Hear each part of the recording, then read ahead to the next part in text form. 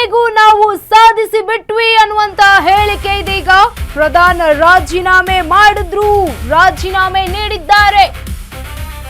ಮೋದಿ ಸರ್ಕಾರದ ಮೊದಲ ವಿಕೆಟ್ ಬಿತ್ತು.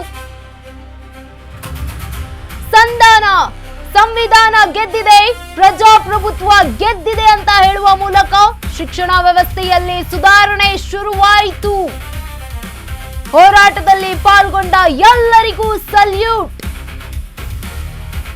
ನನ್ನನ್ನ ಹೀರೋ ಮಾಡಬೇಡಿ ಅಂತ ಹೇಳಿದ್ದಾರೆ ಅಭಿಜಿತ್ ದೀಪ್ಗೆ. ನಮ್ಮ ಇನ್ನೂ 2 ಬೇಡಿಕೆ ಈಡೇರಬೇಕಿದೆ. ಅವು ಈಡೇರುವವರೆಗೂ ನಮ್ಮ ಹೋರಾಟ ನಿಲ್ಲಲ್ಲ.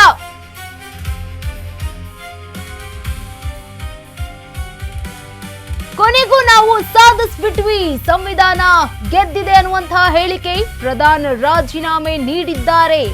ಅಭಿಜಿತ್ ದೀಪ್ಗೆ ಅವರ ಮಾತುಗಳು. ಮೋದಿ ಸರ್ಕಾರದ ಮೊದಲ ವಿಕೆಟ್ ಬಿದ್ದಿದೆ. ಸಂವಿಧಾನ ಗೆದ್ದಿದೆ, ಪ್ರಜಾಪ್ರಭುತ್ವ ಗೆದ್ದಿದೆ ಅಂತ ಹೇಳಿದ್ದಾರೆ ಅಭಿಜಿತ್ ದೀಪ್ಗೆ.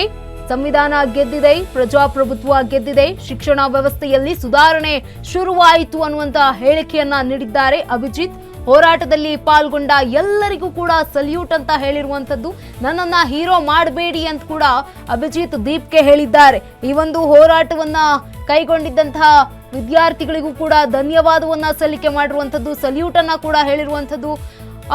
ಒಂದಷ್ಟು ಬೇಡಿಕೆಗಳು ಇನ್ನೂ ಕೂಡ ಈಡೇರಿಲ್ಲ.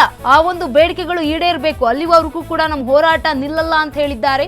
ಸಿಜೆಪಿ ಬೇಡಿಕೆ ಏನು ಗಮನಿಸ್ತಾ ಹೋಗೋದಾದ್ರೆ, ಮೊದಲನೇದಾಗಿ ಶಿಕ್ಷಣ ಸಚಿವ ಪ್ರಧಾನ್ ಅವರ ರಾಜೀನಾಮೆ, ಜೊತೆಗೆ ನೀಟ್ ಪ್ರಶ್ನಾ ಪತ್ರಿಕೆ ಸೋರಿಕೆ ಸಂತ್ರಸ್ತರಿಗೆ 1 ಕೋಟಿ ನೆರವು ಕೊಡಬೇಕು ಅಂತದ್ದು, ಪ್ರತಿಭಟನಾಕಾರರ ವಿರುದ್ಧದ ಕೇಸ್ಗಳು ವಾಪಸ್ ಪಡಿಬೇಕು ಅನ್ನುವಂಥದ್ದು.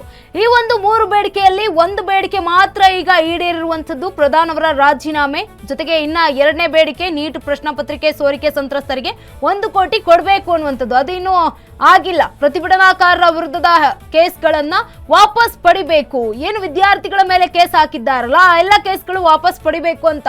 ಆ 2 ಬೇಡಿಕೆಗಳು ಇನ್ನೂ ಕೂಡ ಈಡೇರಿಲ್ಲ. ಅಲ್ಲಿಯವರೆಗೂ ನಮ್ಮ ರಾಜೀನಾಮೆ ನಿಲ್ಲಲ್ಲ ಅನ್ನುವಂಥದ್ದು ದೀಪಕ್ ಅವರ ಹೇಳಿಕೆ, ಅಭಿಜಿತ್ ದೀಪ್ಗೆ ಅವರ ಹೇಳಿಕೆಗಳು.